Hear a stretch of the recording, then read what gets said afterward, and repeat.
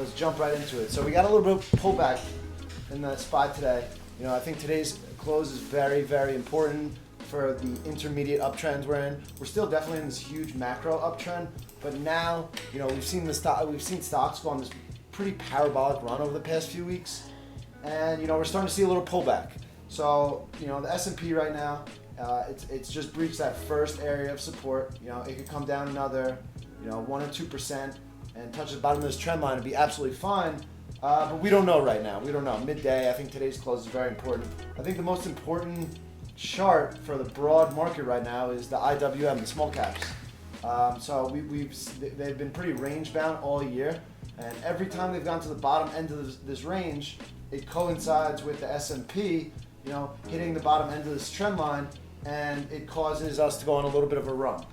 So we went on that run the last couple weeks, and now we're seeing the small caps pull back a little bit. So, if we hold up in this area, there's a lot of support in this area right here where we're trading.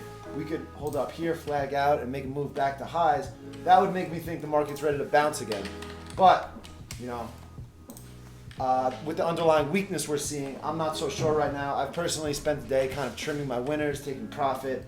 I'm not looking to buy too many things right now. So, overall, I think today's a very important close for the next 2 weeks or so. But, that's really what I'm seeing out here. I think today's close becomes very important.